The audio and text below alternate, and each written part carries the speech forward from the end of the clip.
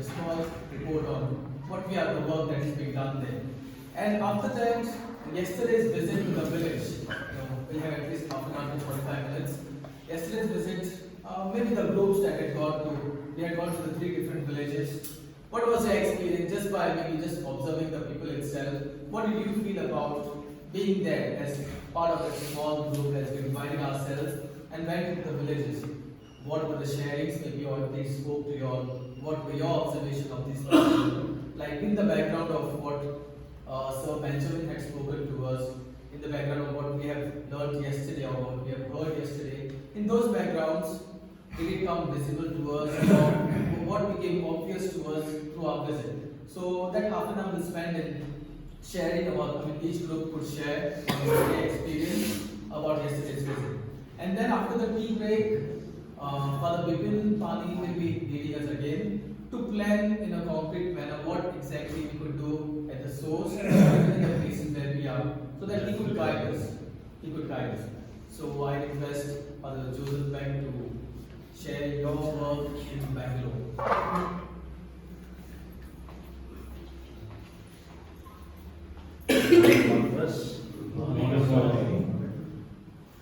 I'm given half an hour time, so I try to finish fast. Try to go fast a little.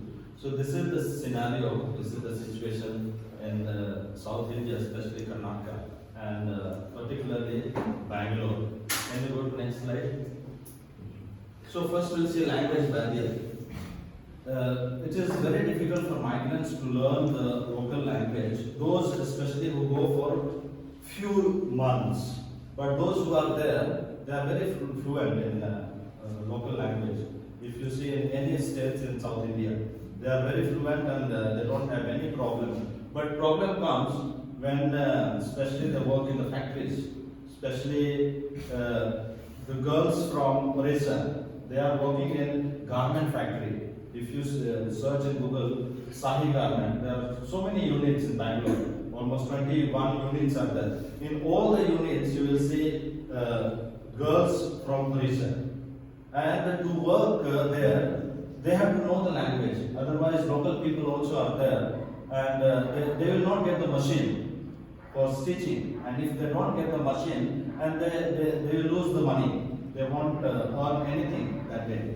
So, language barrier is always there everywhere, even for me when I deal with certain cases, when I go to court or when I go to police station, I have to take translator with me so that others can understand. Even though they know particular language Hindi, they will not speak in court or in police stations and all. So I have to take translator with me.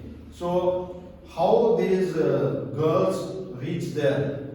In Orissa, actually, SPDs are running training centers, and they learn here. And without knowing the background of Bangalore, they send everybody.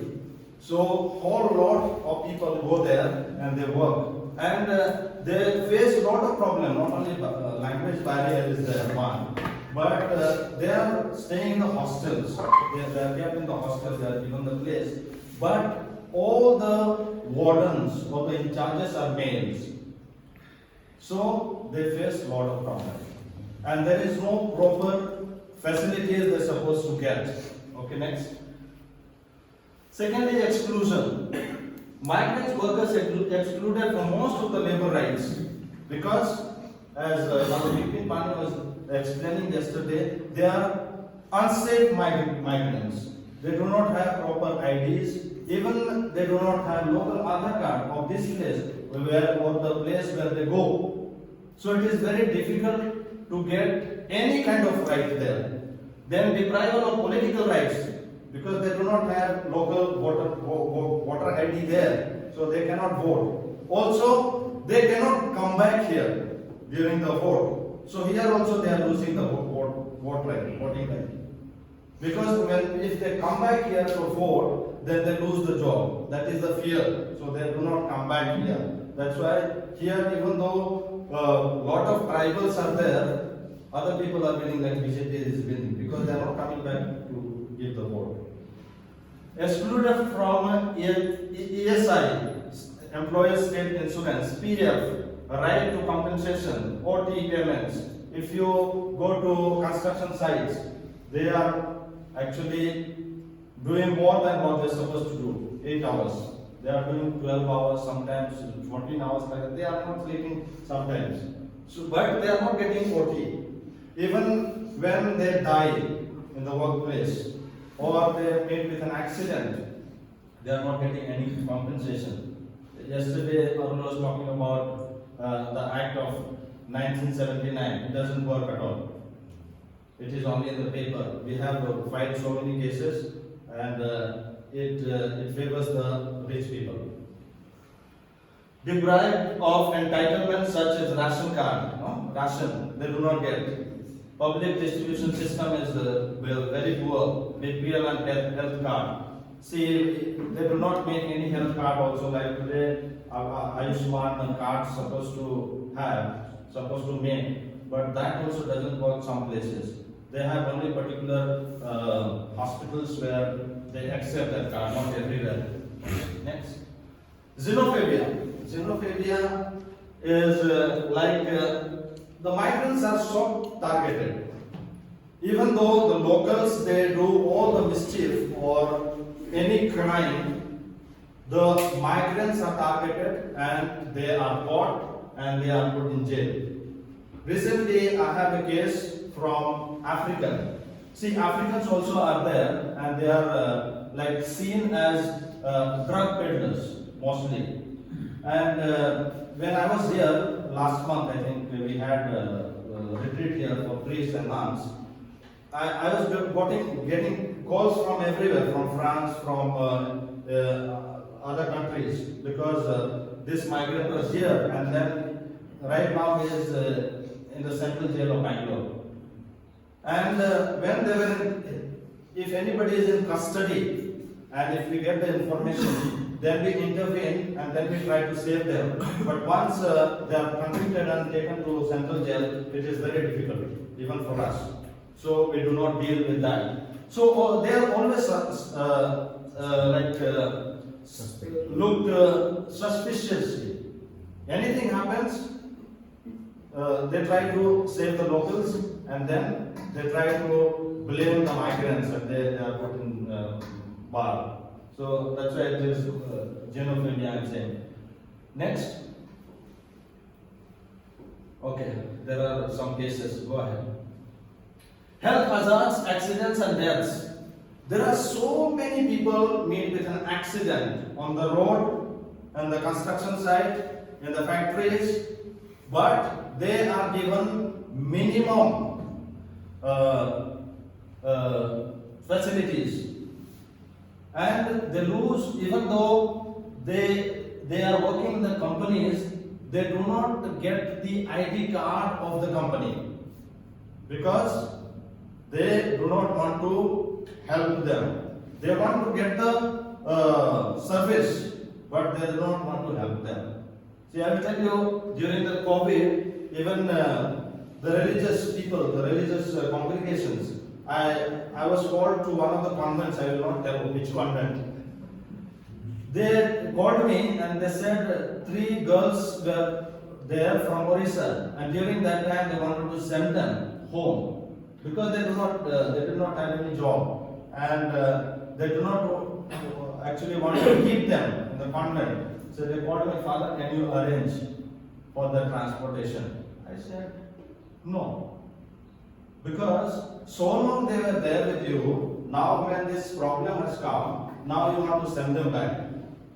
I'll file a case, I said. Then they said, Father, please help us. I said, please keep them, because they are in need right now. Even though they do not work anything, you have to feed them. You have to give them security. And they kept for 3 months, and we had a few shelters in Bangalore. The Archdiocese of Bangalore opened all the schools. Many schools were made the centers where the migrants were kept, and when we used to coordinate with the government, because we were collaborating with St. Joseph College. They had a trust, St. Joseph relief trust, and then we have ISI, and then we had Archdiocese of Bangalore. So three together we were collaborating, and we were arranging for the transportation during the COVID. And according to the government rule, they said unless and until people reach about 1,000 number, we cannot release any train. So when they used to give the names, when the number used to reach 1,000, we used to arrange one train from Bangalore to Odisha one, from Bangalore to Ranchi one. Only one train was released for different states, and from there we do not know what was happening, because they have to go for quarantine, and they had made the quarantine places in the jungles this side. There was no proper facility, nothing. They used to come here and they were sent to jungle. That's all. Okay. Go. Gender discrimination and violence. As I was telling, in the garment factory, 80% of Bangalore garment factory workers are women, and these women undergo high level of sexual harassment and violence at workplace. 1 out of every 14 women garment workers experience physical violence, and 14% undergo rape and forced sexual act. But nobody talks about it. They don't want to share with anybody, because they have fear that they will lose the job or they will be killed. There are so many cases like that.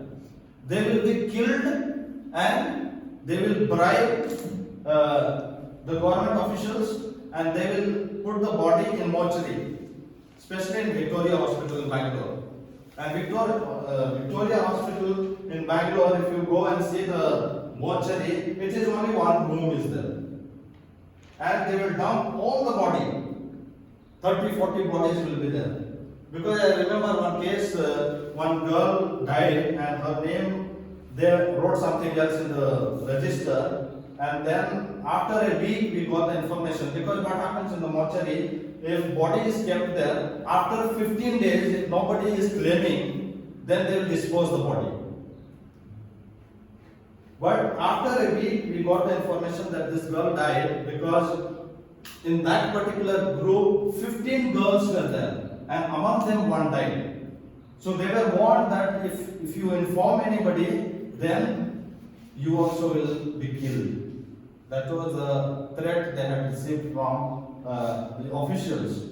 And then myself and one of the Jesuits' father, now he is in Goa, Father Joseph Nazareth, we both of us went there, and then we tried to find out the body. One by one we were lifting and searching, because I knew that girl.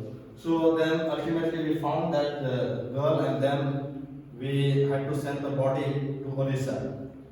So like that, they want to hide, because they do not want to give the compensation, and they do not want to spoil the reputation of the company. Okay, go ahead. Go. Exploitation, discrimination, and non-payment of wages. So there are several instances we have, and in the record, and we try to work for the welfare of these people. See, with non-payment of wages, how it happens. Suppose they are working in the houses or even in the companies, they will pay only half the amount. Or if suppose they have worked for 3 months, they will pay for this month, and 2 months of wages they will keep with them, so that they will not run away. And also they will keep their documents also sometimes. So they can't run away without their permission. And if they pay every month, then they may run away, or they may inform somebody who is working for their welfare. So that's how they try to hide certain things. And these girls also, or boys also, they do not want to share with anybody. And that is the situation. And there is always, in South, if you see, there is a different understanding of migrants. I teach in St. Peter's also a few courses, pastoral course. So I put a question before them, before brothers. What do you understand by migrant or migration? What answer I got, you know? They said migrants are coming to our cities, our towns, and they are destroying our culture. That is the answer I got. But if you see, without migrants, there is no development. If you see our metro run by migrants, there are no locals there. Even the metro is coming now. All the people are migrants from Orissa, Jharkhand, West Bengal, Chhattisgarh, Madhya Pradesh, Bihar, Assam, all of them. But once it is completed, the state is ours. You cannot enjoy the fruit of that. So that is the situation. Go ahead. Go. Human trafficking and bonded labor. We have heard yesterday how it works. And bonded labor works in different forms. Sometimes the contractors or the agents, they give some money to the family, and then if they do not, they are not able to return back. In that case, they will ask somebody to work, and then they will not pay because they have already received the money. In our own congregation, in our own religious house, I will give one example. In St. Gerard's, there is one boy from Meghalaya. Actually, we brought him through an agent, and then we were paying 17,000. And then this boy was getting only 5,000 out of 17. Because that man was taking rest of the money. And then after 3 months, he was crying. At that time, I was in St. Gerard's. So that boy was crying. So I spoke to him. Then he was not revealing what has happened. But then later, he revealed that this has happened. I am getting only 5,000. And it is not enough. Okay, then why don't you work here? Why don't you leave the agency? No, Father, he has got my documents, and then he has spent some money on me. He will scold me, he will beat me. Anyway, we call that agent, and then we spoke to him, and then he is saying, this is my commission, but so much commission. Because I have found job for him. So I said, we don't want you, we want this boy. Let him be released from your agency. Now, he is released from the agency, he is directly working with us. Now he is getting full 17,000 in his hand. So that's how sometimes bonded labor works. Okay? Next, please. Sorry, we got all the documents. Okay. This is the situation in South India, especially in Bangalore. Go to Word document. Close this. And in this scenario, in this situation, how we work, that is what I want to explain to you, and how we can involve ourselves. I have created 28 migrant groups in Bangalore for different languages. We have 12 group of migrants who are speaking Hindi. And then we have one group who are basically from Kandhaman area. So we have one Oriya group. Then we have Nepali group. Then we have Khasi group. Then we have Garo group. Then we have Tangkul group. Tangkul is a language, a tribe. They are basically in Nagaland, Burma, that area they come from. And then we have, for Africans, we have got two groups. One French group and one English group. So this French groups are looked after by Sola fathers because they have worked in Africa and they know the language and they know the cultures and they can relate with them. So pastorally we are organizing mass in different places in this 28 groups. Every Sunday we have masses in different languages and we have catechism class for the children, and also we have other sacraments like baptism, marriage. See, normally what happens, people who go from this side to the cities, when they come back here, nobody wants to marry. Because they are looked after differently. They always think these girls are not good. They are sexually harassed and they are in that state only. So they don't want to marry here. So sometimes we marry them there itself. And we have the proper document and documentation. I am making IDs like this in the Archdiocese of Bangalore. See here, this is called migrant membership card. Because no parish priest accept them. No parish. But Bishop is very clear that those migrants who belong to that area, who belong to that particular parish, they should be taken care. But no parish priest want because they don't get the money. That's why we are making this card. This is called Archdiocese of Bangalore Commission of Migrants and Itinerant. Migrant membership card, name will be there, gender, father's name, mother's name, phone number of the person, and present address, and one photo will be there. One side. The other side, we have details of origin, diocese, parish, family contact number, mother, father, or anybody's, and then parish priest number, then permanent address. And this will be valid, this card, until 2024 right now, because many migrants, they go for some time, like some month, some year. So we want to update this. And then here my Secretary of Migrant signature and seal will be there, that will be mine, and then my office detail is here. So if anything happens, people can at least get back to the office.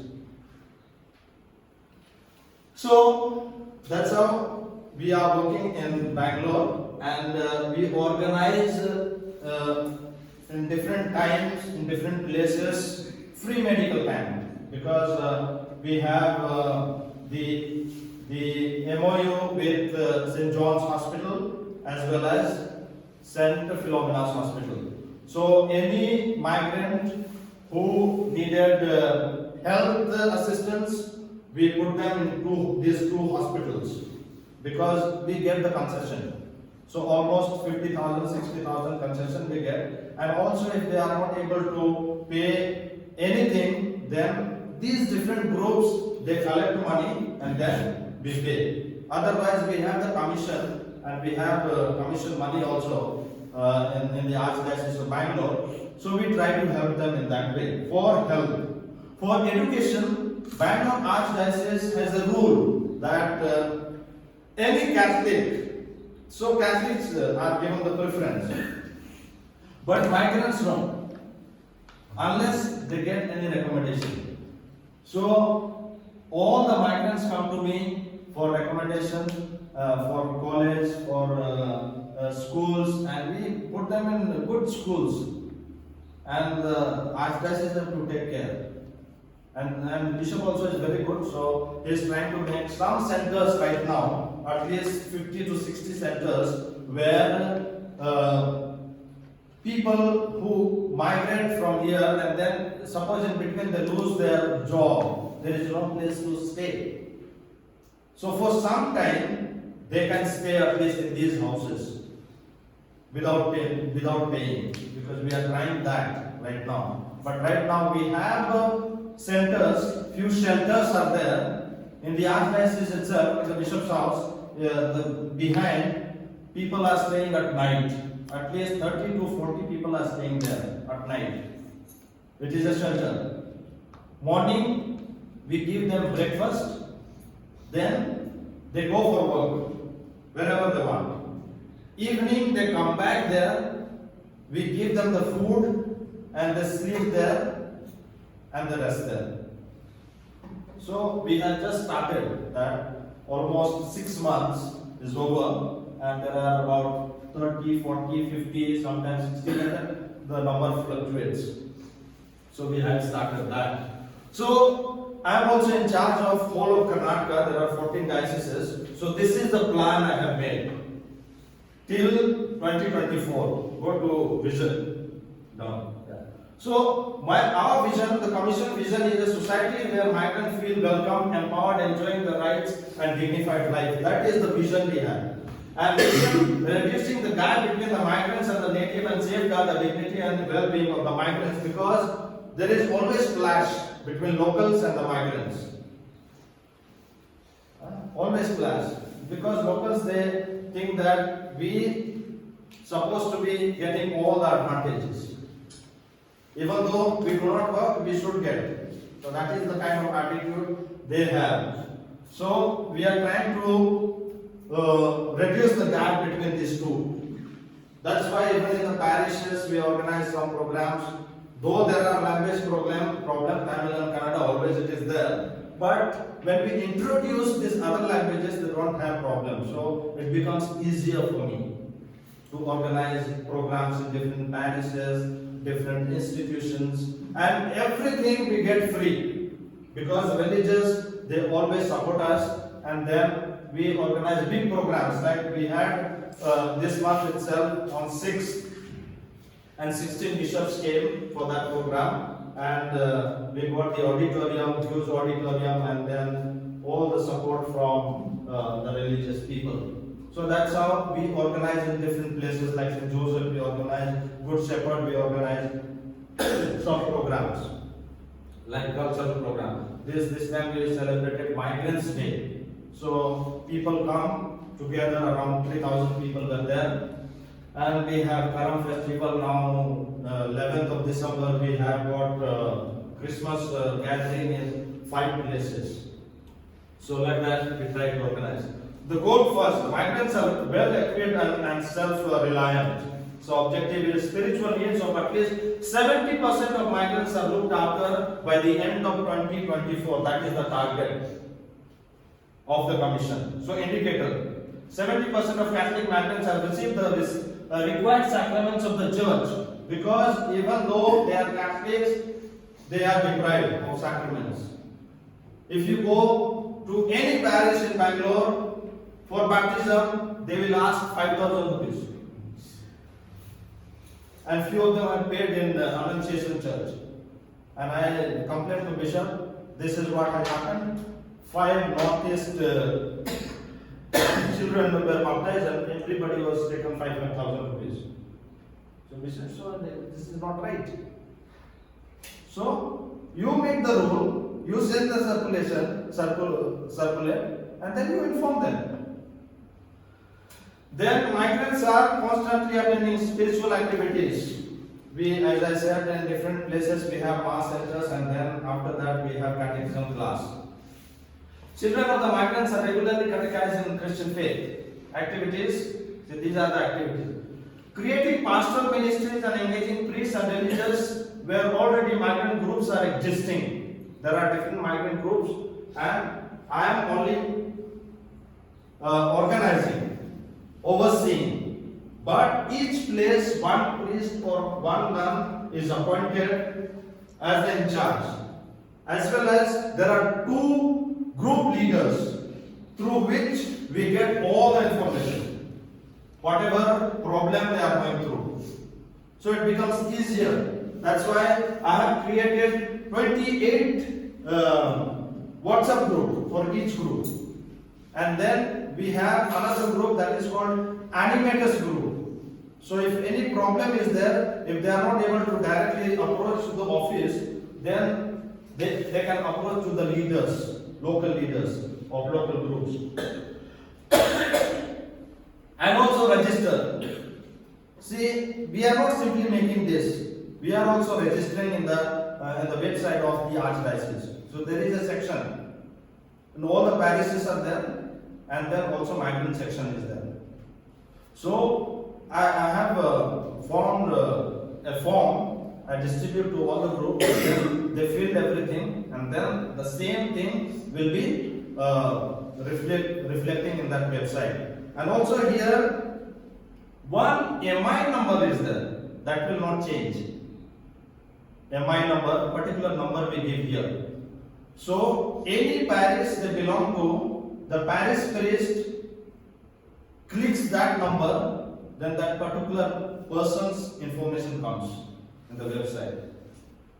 So that's how that person can get the help, especially education, health, and any accident. If anybody dies, what happens? It's very difficult to get the place for the migrants to bury them there. So we try to somehow get the place for burial. We are trying one place only for the migrants. That will take time, but we are trying to get one place. Second, facilitate pastoral care, spiritual animation, sacraments of the migrants.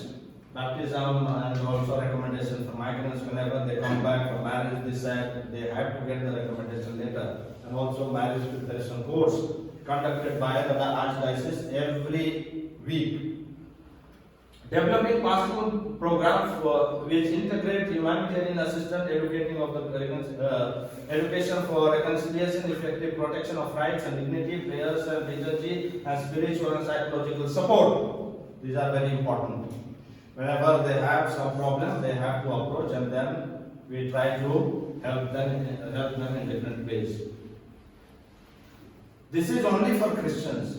This one. Empowering and effectively including Catholic migrants in the implementation of pastoral program addressing their needs. So these are the activities that we do. Second objective, migrant workers know their rights and enthusiastically fight to obtain the right. To fight for the right, one person cannot do. It has to be always with association or with the group. Dharna, as Sanjay Kujor was talking about yesterday. So, we are trying to create now groups, migrant groups. Groups are already there, but officially we want to register with the government now. We are trying that. So once it is registered with the government, then full force we can go fight for our right, sit in dharna, and those things we are trying. It will be coming up. Organize awareness programs once in 3 months. We organize awareness programs so that they know their rights. And we call lawyers and other officials. Make the migrants aware of their rights and by educating them. Objective 3. At least 90% of children within the age group of 5 to 14 years are regularly attending schools. These are poor people. And in the construction site, if the whole family is there, they are living in hut, small hut in the workplace, and they don't have any facilities to go to the school, and they do not have money also. So we send the volunteers for data collection, and then we get the information, and then we try to put them in the schools. So activities: help the migrant children for admission in the schools. Help them to attend the tuition through NGOs. We have many tuition centers where NGOs are involved. So NGOs, they are helping financially and also for their education. Go down. Objective.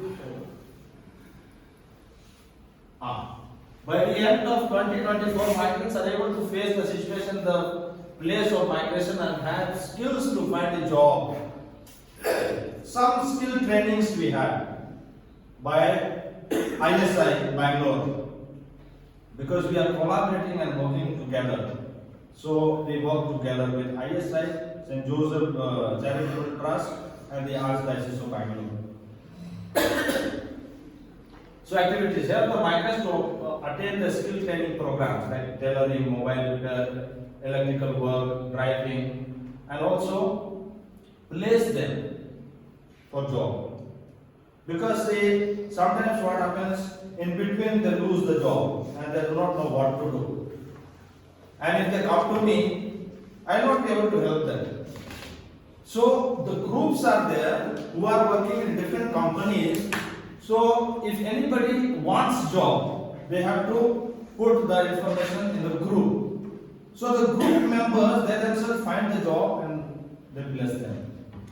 That is the beauty actually. Okay.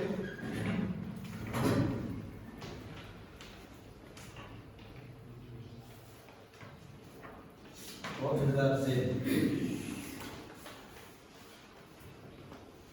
Okay. Any health problems, migrants visit the medical facilities. See, if they are working in the factories or companies or any institutions, they are getting minimum. Like go to clinic, get some tablets, and then take that tablet and go for work. There is no rest. So CRI in Bangalore, actually CRI is working some rules for the religious houses, but I don't know how far it will work. We have already made one, and it is circulated to all the congregations, for especially for domestic workers, because we pay them as we want. 8,000, 9,000, 10,000, 11,000. I don't know how much. But according to CRI, they are supposed to get 13,000 in hand. 13,000 in hand. Then they are supposed to start PF. Since I am in the congregation, I cannot fight more. Otherwise, I should have filed case against so many religious houses. We have to give the PF. We have to make an agreement. We have to give a rest in a week, at least one day. We have to give 1 month holiday in a year with the payment. All these terms and conditions have to be laid down. It has to be written, and one copy has to be with the congregation, whoever is in charge, and one copy has to be with the person. So that is what Religious Officer Bangalore CRI has made and circulated, but I don't know how far it is working. But next year again I will ask Bishop, because January again they are having meeting, CDCI meeting is going to be there in Bangalore. So I will meet at least all the bishops I will meet. So I will try to propose this, because my presentation also is there in CDCI. So I will again present this also along with that CRI rules and regulations that we have made, so that at least CBCI president can send to different dioceses. That is the plan. Okay. Anything if you want to ask? I'm on time. Yes, Your target group is clearly the Catholics. sorry. Your target group is clearly the Catholics. So far now, we are targeting Catholic groups, but also we are working along with the Catholics, other people also, because there are a good number of Muslims are there whom nobody takes care. Also, there are non-Catholics, I mean to say Hindus are there, nobody takes care. And because of these groups, they know somebody is there. So they approach whenever they are in need, and we help them. Have you issued cards to them? So far, we are issuing right now only for Catholics. So there's a legal issue, no? Because mean, as long as the government cannot question you when it comes to Catholics, at least you have some jurisdiction over there. Yeah. But if you start helping the Hindus, then the conversion and all those kind of issues. The issues are there, but we are helping in some ways, like educating, putting them in the schools. Even though they are not Catholics, we are trying to put them in the schools. Also, medical facilities. Whenever we organize this free medical camp, they are also included. We send the message to everybody, and all of them come. And most of them are Hindus who come for these kind of facilities, not Catholics. That is another tragedy, I will say. Joe, Yes, Father. you talked about the exclusion, no? Yeah. Second point. Yeah. And there you mentioned about not getting voting rights, voting card, and all that. Yeah. no? But according to the BJP government, central government, talking about one language, one ration card, one all that, no? Nothing works. Then what I'm saying, no way, because you are pointing out this exclusion experienced by these people. But in the media you hear that these people are getting voting rights, ration cards. You can go anywhere in the country with the ration card, you can get your rations. Okay. That facility is there. If you have a ration card here, Yes. and if you move to another city, So it's state. another state, with the same ration card, you can renew there and you lose the right here in this state, but there you will get. That provision is there. Okay. What about But if you go there, they will ask local ID. local ID? Other cards. But that is not required. Other part is not there. Yeah. Like my case, I have my Aadhaar card of Bangalore. Here I don't get any SIM card also I don't get. SIM card you don't get here. No. You need to Local ID. You need to have local ID. But you have Only voter ID I have. Everything is there. But the government is talking different language, mother. They are talking further, but they are not working at all. No, because a person cannot have the ration card in two places. Okay, I understand, but what I'm It has to saying. be cancelled in one place. Yeah, that's To understood. be done in the other place. Yeah, so also the voting this is, no? Yeah, everything you have to cancel off the original place and then you have to make new in that particular place. But see, these migrants, they are not sure that they will be there for Ever. forever. So they don't want to make. Yeah. Oh, because anytime they can come back. Yeah, that's why we have organized many places with the government officials to make Ishram card, voter ID, Aadhaar card, and we have made it for many actually. But it doesn't work for all. See, like people of Assam, they are there, huge number, but they do not want to change the address of Assam because there are CAA going on. That problem is there. They should have some local ID.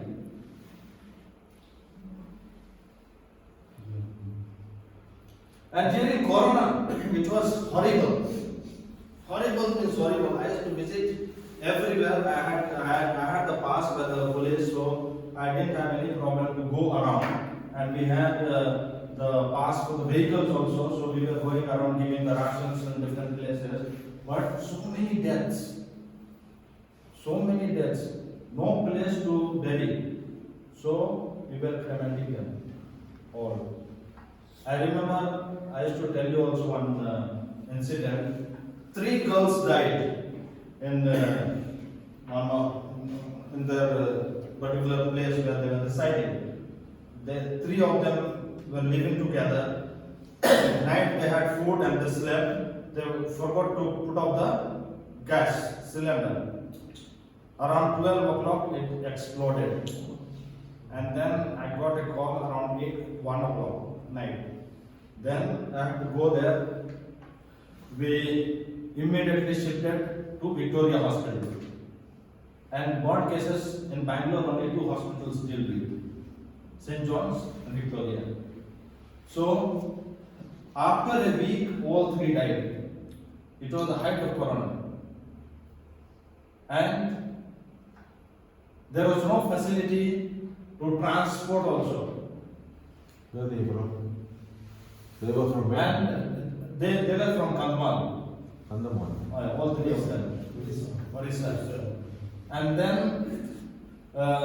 nobody was helping.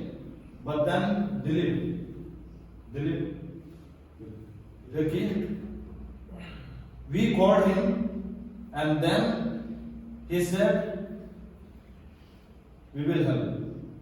And then Karnataka government gave us the ambulance.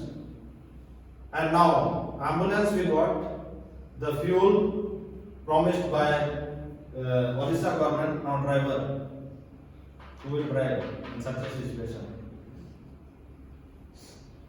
I myself drove and one more person I brought from there. We drove till here and we went back. We have the body here and back. So like that, there are so many cases actually. But it is difficult to handle all the cases. We have the lawyer with us, but we cannot fight all the cases. So we have to close certain cases. So PF also. PF it is easy, but thing is you have to give one mobile number, and in that mobile number only OTP will come, and these people do not know whose number they have given. Yeah, employee number is supposed to be there, and one nominee's number will be there, but they do not know whose number is given. Otherwise, if you put that number, OTP will come immediately within 5 days, 5 minutes, your money is transferred into your account. So easy it is. But they don't know. Many do not have even bank account. So we make them aware and open the account also, because there to open the account you need local local address. So these problems are there. And another thing I want to say, the client that is made, the very first barrier you said, Yeah. that's the barrier of language. But I think, I don't know, we didn't come here. But if that is the first barrier, or the place of destination, the first thing you should teach them was the language. See, that's why when we give awareness program, we tell them about the culture of the place, the importance of language, and many of them they are learning the language. Only those who are seasonal migrants who are there only for 3 months there, because they do not have any job here, so they go and work, and then when work is here, they come back. They don't learn. But many states, they are taking their office there. Like Bihar, we have office there in Bangalore. They are taking care of Bihari migrants. We have Gujarat. Gujarat has one office, government office there. They are taking care of Gujaratis. Or same way, Catholics are sending, now bishops are sending their priests. Like I have one priest from Kohima, one priest from Gujarat, one priest from Assam. Like that, few priests are coming there. Now bishops are sending, so that they can at least cater to the needs of Catholic migrants there. So that is what they are doing. So few states, like government offices also, they are opening their offices there. Few offices. Now I know at least 3: Bihar, Gujarat, and one more state I don't think. Meghalaya. Also Assam, they are trying. Yesterday, Father Arul spoke about the Interstate Migrant Workers Act 1979. It's on paper. You Yes. also said, they also said. When you have such a detailed kind of plan worked out, 1979, and till today it is on papers means, I mean, what I'm trying to say is, many of them are not aware first of all. Yeah. Many of them are not aware about this. But the other acts, those he just mentioned there, and I was also talking to sisters. If you could explain those Yeah. act of gratitude, Yes. act of compensation, act of maternity. Those things are very well working. Huh? Very well working. Oh. So we find certain cases in keeping in mind those acts. There are a number of acts which really directly working with the migrants. Joe, in Karnataka, yes, they knows mostly about Karnataka. How many religious congregations, men and women, are involved in this? Almost many. I can't say exact number, but wherever the centers we have made, whichever congregation is there, they are willing and they are working. And a lot of sponsors also I get. For any program also, if I approach to any congregation, see, they have the charitable fund they have to spend in a year. Immediately I get 1 lakh, 2 lakhs for any program. So many are working, many congregations. And now few congregations has taken as their priority, which Apostle.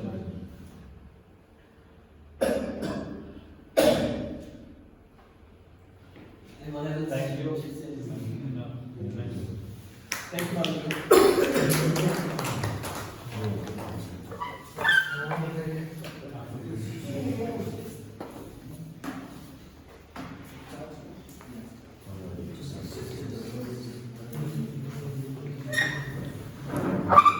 Thank you, Joe.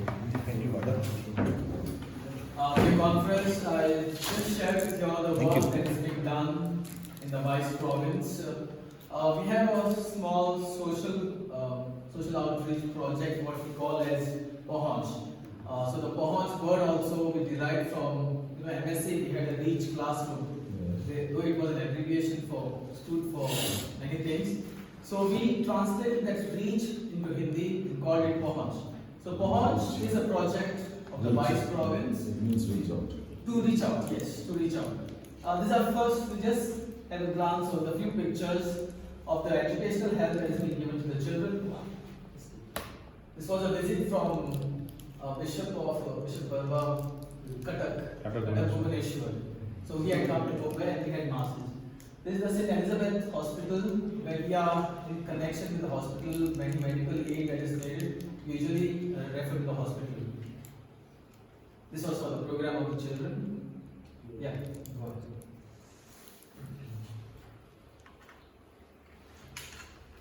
Oh, yeah, just the previous one. Okay. She is Maria Gordy, one of the co-founders of Pohonch, along with Father Andrew. She, Maria Gordy, and her daughter, Miss Pallavi Kanpur. So three of them envisioned this, that we could start working in a very small manner for the migrants, especially for the Chotanagpur Adivasi tribals. So she's one of the co-founders. He's a professor in Nirmala Niketan College, where we are networking with them. They are sending their interns to work with Pohonch. This is our staff, on staff, Mr. Valentine Soren from here, Jharkhand itself. That's me. So is that? Staff.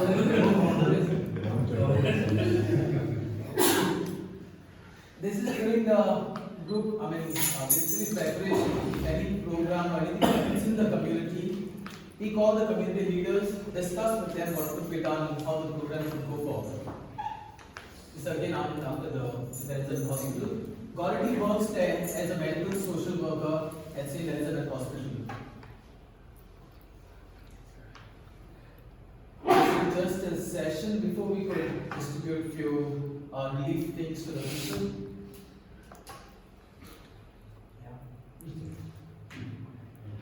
This was during the COVID times only. We had decided not to start. We were giving the sanitizers, which people may finish faster we have distributed soap so that at least that remains for a longer time for the people. This is in the hospital of the patients.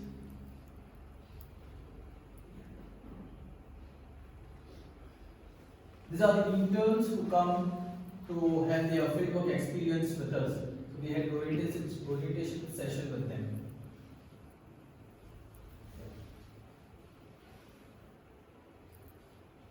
These three ladies, an example of the three ladies who were rescued, who were sent out of the homes which the owners were not sending them out or not sending them anywhere. Somehow they were able to contact one of the persons, and that person contacted us, and we were able to intervene and get them out. And this was one of the parish, how we could work in the other parishes to plan out.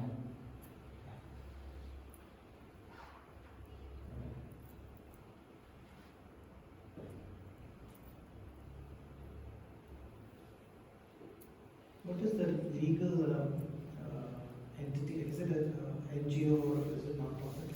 It's not yet registered anywhere, it's just a project that we started.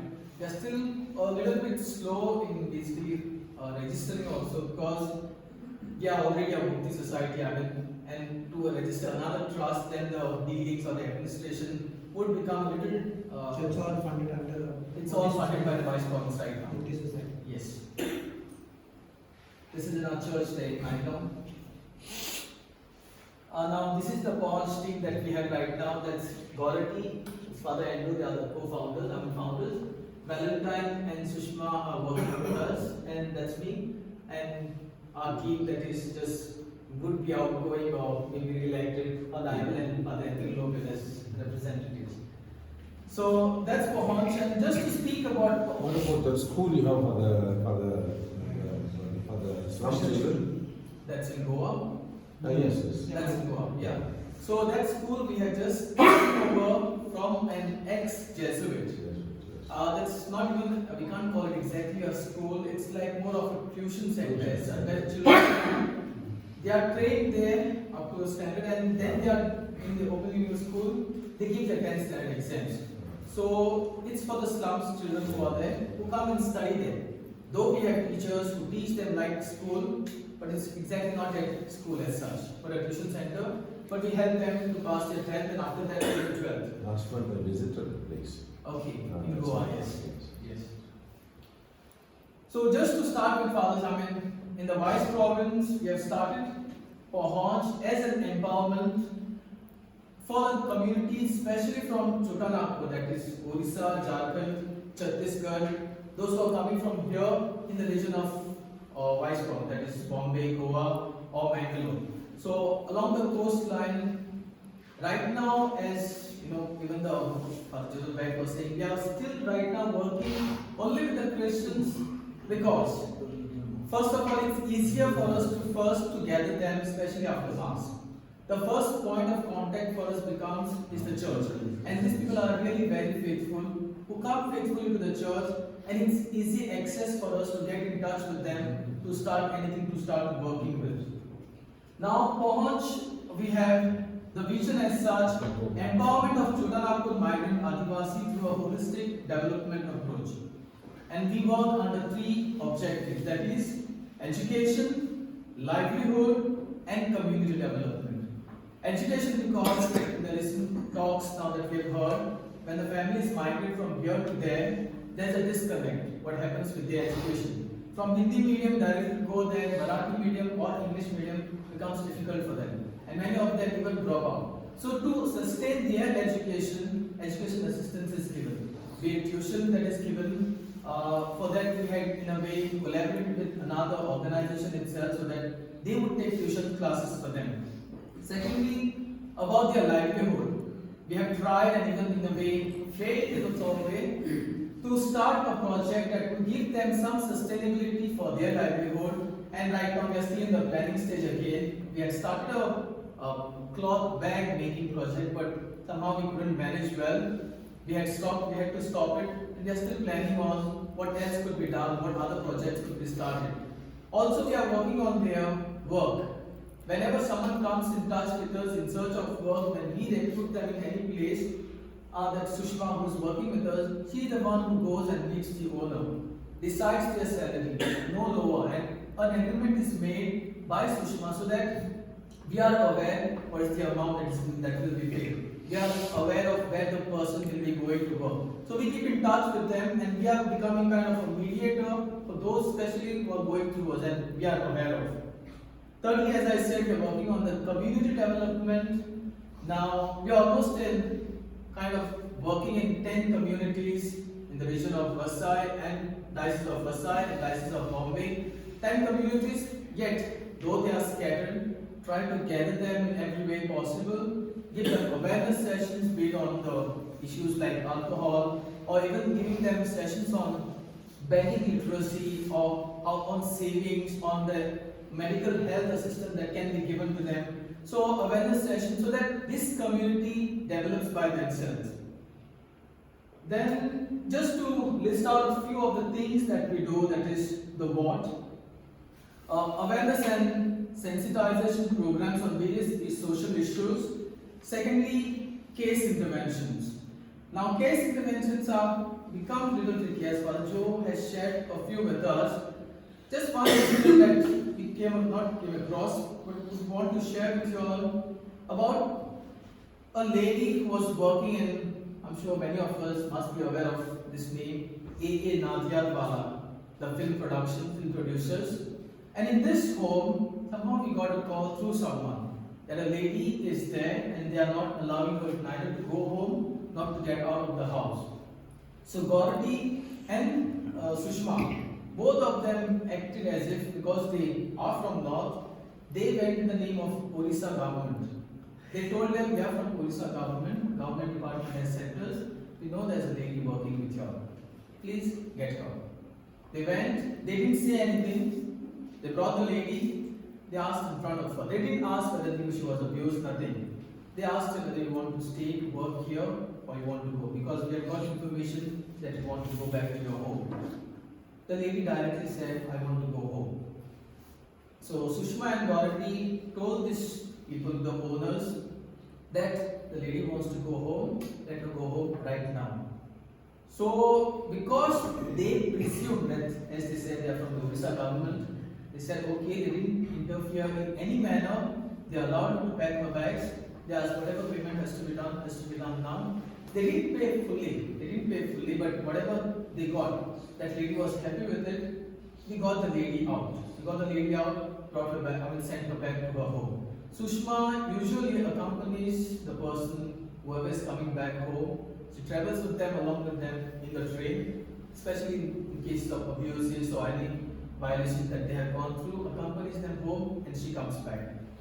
So these case interventions become difficult because, as for now, we ourselves are not yet a registered organization to work in the name of organization, but in a way we have help in different organizations that we are working through. The thirdly, we are working on skill enhancement, and that is collaboration with Don Bosco basically. So any children who are there, who want to do or pursue a little bit, who are dropouts but who can do better, we are trying to enroll them in the skill training, so that they can do a little better job.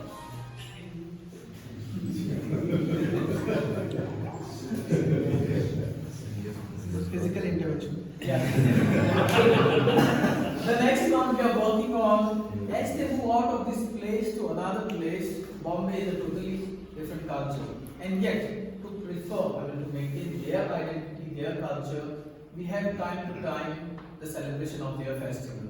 Community gatherings, their community festival, their celebration, their feast days, so that they are in touch with their language. Though the children are yet not speaking fully their own languages, like Sadri and all, they do speak Hindi. But at least for them to know their cultural feast, their festival, there is time to time celebration of their festival, and that is being organized for them. Then there is remedial classes. As I said, one of the other organizations that we were in connection with, they were taking remedial classes for them. The scholarship, that is sponsorship, whatever we get from people, we make sure one thing, that even though neither of the smaller parish, we make sure that these people, our parishioners, are involved in the work of the migrants. In smaller way or bigger way, be it their voluntary work, be it the assistance, financial assistance that they give, we make sure that the people are involved in helping the migrant ministry. We have conducted a previous seminar also for us to know, understand migration and also to work in a better manner. As I said, we started only in 2018 as Pahunch. Then 2 years of COVID came in between. But the work is in a way slow and but yet steady. And that is what we are intending to. That's what we intend, that is not rush.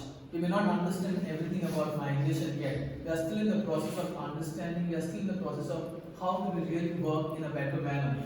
Just like yesterday, Father Vipin Pani, I was sharing with him, Father, should we Aadhaar card of their local places where they are right now in Bombay, should we make for them? Because if we make for them, as Father Joseph Beck also said, they will lose their identity here. And if they lose their identity, they have no right over here. They cannot claim for anything else. So is it better for the right there to make a local identity card there, or is it better that we keep? So that's an unsolvable question, because many of them go for the work, they are going to be there for many years. So if you make a local ID, it is beneficial, and yet they can lose everything over here. So as for now, those who wish, some of them are getting their even Aadhaar cards done there, but we as Pahunch try to tell them that's fine. We're not exactly being there, but here you'll have a place, here you'll have resources, here you'll have your friends, even maintain your identity over here. Then we had counseling centers, and now with the help of the Bombay Diocese, there are different desks that are being set up, there are different counselors that are being allotted, there is even a legal aid cell that is being created, medical cell that is being created, and the migrants can approach any of these desks. There are 4 centers, they can call any of the centers, get this assistance. Then there is, during the COVID, we had done quite a lot of relief distribution, send people back at home either by those Shramik trains that were available. Even a batch was sent through the flight that was organized by the JNU students, I think. JNU students who had sent, we had to, we were able to send from Bombay to Ranchi our people. Networking with the other organization, as I said, Spark is one of the organizations that we are connected with. Now, we have also started, in the name of Pahunch, also to reach out to the juvenile, through the prison ministry, those who are there in the remand homes. So we have taken that also as a project, because working with these children, so that these children are not from just Bombay, though they are in one of the places in Bhiwandi, but the children are from all parts of the states who have either run and come back to Bombay, or because of some case they have just left their places and come and they are there in the remand homes. And lastly, collaboration of all our communities, that is what we intend or we desire. That is, at least in the Vice Province, we see every community as a unit of Pahunch. And the work that is being shared or that is being done right now in Chembur and Naigaon, we wish to duplicate even in Goa, in Mangalore, in whatever way possible. Though our conference, each one of us have our own ministries, and to really involve into any social ministry or any minority ministry requires a lot of dedication, requires a lot of work. And with us already involved into 4 to 5 responsibilities given to us already, it becomes a little tedious. It becomes a little too much for us to really work on a particular social ministry. So with that is one of the challenges that we really face, to really delve ourselves into the migrant ministry. But keeping in mind whatever time we have, we try to do this ministry to reach out to these people. The last thing I would say, which is something that is being done at the moment, is the formation of SHGs. And so Valentine and Sushma make sure that all the 10 communities that we have now, they are trying to gather them, get community members to participate in SHGs. Now these are not exactly working like the normal SHGs, who the people gather with an intention to save and to start up a business. Now these people are already working. Our whole intention is that these people learn to save for their future. They used to save, they were saving with the intention when they come for Christmas, they are going to distribute all the money, come to the village and celebrate it. And that is the whole intention that they have. We are trying to kind of put a saving mind into them, so that the money that is saved is not just to spend during Christmas, but save it so that it becomes a bigger corpus and they are able to draw interest from the corpus that has been created there. So our SHs are at least intended in that manner. So it's a mixed group, there's no particular limit. Government SHs have a limit at least 10 to 20 numbers. Our SHs that we have created, some have 9, some have 17, some have 13. We have kept it flexible only because the people come together with the learn to say. So with these goals, helping the children with the objective of education, the livelihood and the community development, keeping that as our objectives as for which we are working in the Vice Province. Yeah, thank you, fathers. Thank you. Anybody wishes to ask anything? Who is the next vice president? I'm Sura.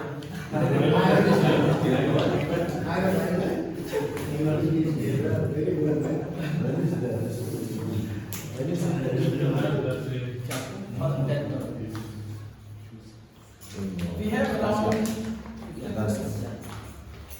around 12 minutes before 10:30. We go for a tea break. Actually, we were trying to collaborate with other provinces also, and that is the fruit of this Yes, meeting. the seminar.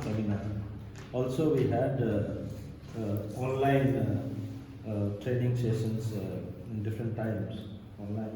We met many times actually, and we try to figure out certain things, and we can go together as a different province. That was also a very good thing that happened. Yeah, conference. Conference, I would only request now, as we had visited yesterday, the groups, whoever was there, first we could ask Father Joseph Beck, not you to share, but your group, those who had gone to this village. Garrala. Gajrabaha.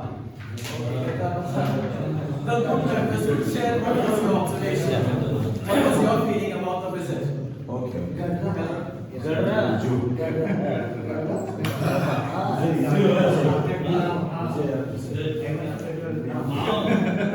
Because then we can go for tea and take a break. So in our group actually, John Matthews there, Father Saurius there,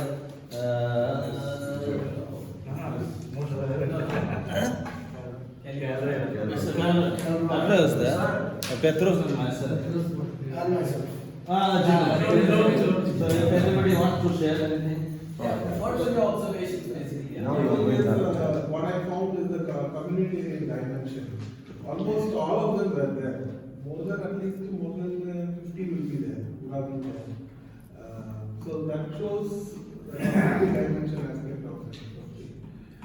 Secondly, their love towards us, I think maybe it's because of Sanjay Kujur or his relationship with the villagers, they are very friendly, and the way, whatever they did, the flowers that they have offered to us, the welcome song they sang to us, it was very moving, very simple, but very moving because they just wanted to show their love and affection to us. So I was very touched by those things. Even though Sanjay Kujur told us not to give us supper, but they gave us the supper also.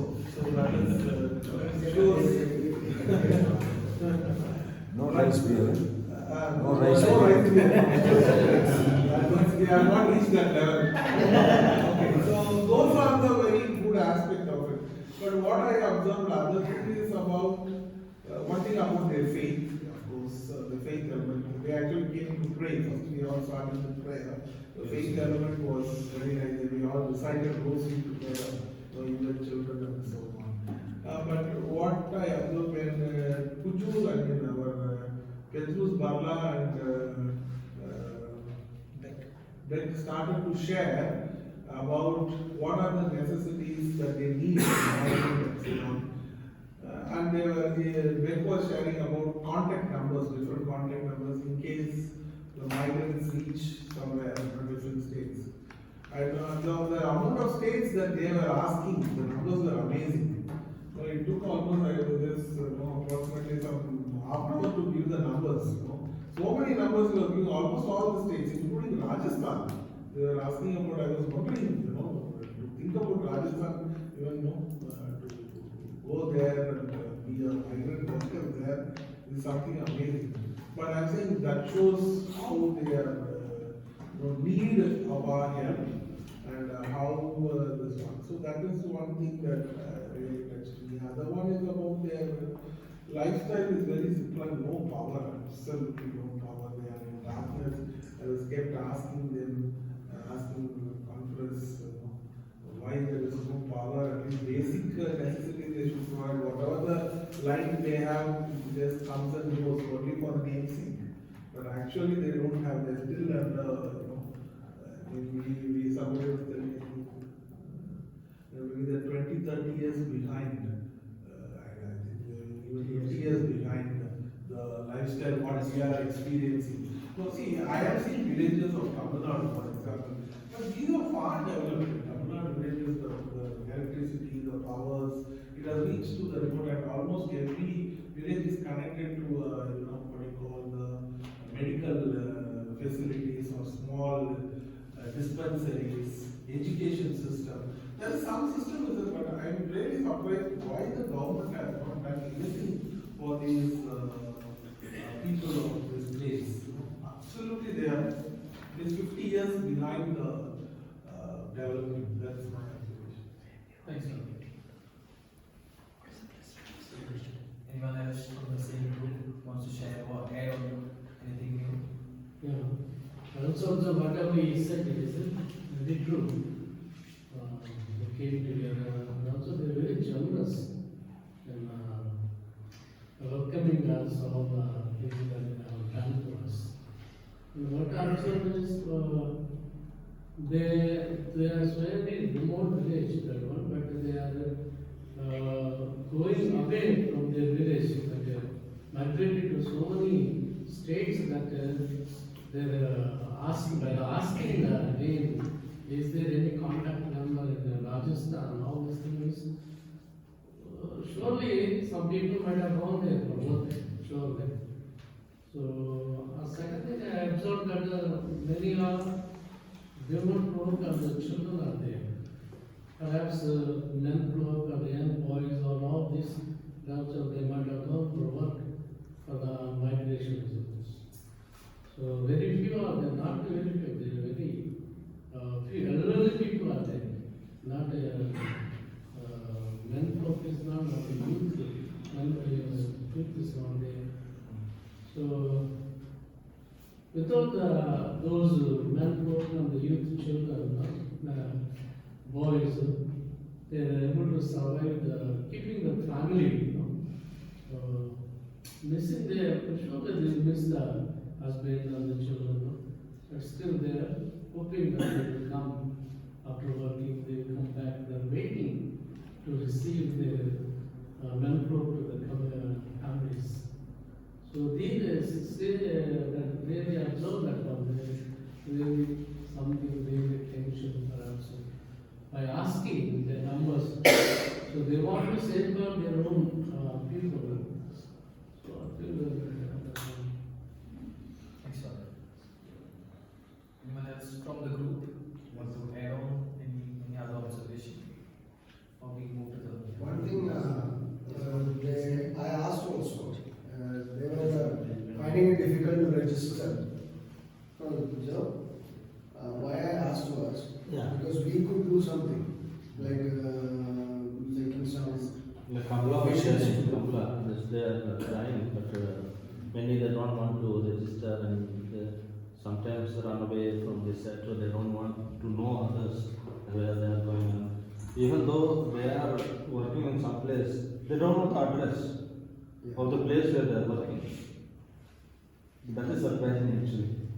Yeah, and the other thing was they are going just without any any kind of knowledge, without any kind of what is there, what is in front of them. They don't. They are completely blindfolded, and without any just going for seeking work. So that is what they were saying. I was thinking previously their relatives, they from their colony and all, they have come from different places and working. So through the influence of them, they are bringing. So it was like that. But yesterday they were saying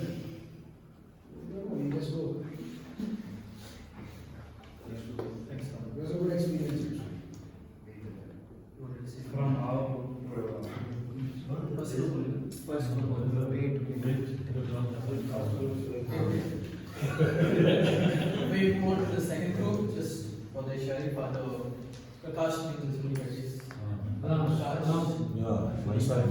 No. You are in the house. Prakash, oh, Yeah, Brother Prakash, Brother Abhishek, Brother Anthony and myself, four of us. Yeah, one group, if anyone wishes to share, what was your observation, your experience? Anthony, From yesterday, for the one thing that I observed is they are not afraid to speak out actually. Due to my limitations, limitations of my language, I could understand only a little bit, but I will explain later. But whenever we spoke about the issues that the migrants face, especially in the region of Pasai, they were able to speak out. Like my brother is there in Bombay, in Mumbai, but where, which house, nothing, no details. They are somewhere in Bangalore, but they do not know after that. And when we asked young people what they want to become in their life, they were able to speak out saying, I want to become a teacher, I want to become a nurse, I want to join the army, most of the boys, and I want to become Jharkhand police, and so many things. So for me as a student, when I saw them, there were so many opportunities, like they were able to speak out, and but due to their economical conditions and the place where they are, they themselves are being discouraged and disheartened in a way. And finally, also many are gifted. Like for I know myself also, we were talking about this. The one who cooked chicken for us, the chicken was so good that we felt like even if he had a shop there and make some aloo paratha or something with the chicken, it would become a shop. And when Father Ivan, I may explain later, he asked that they said we don't have money, Father, to do all those things, no? Yeah. So basically that's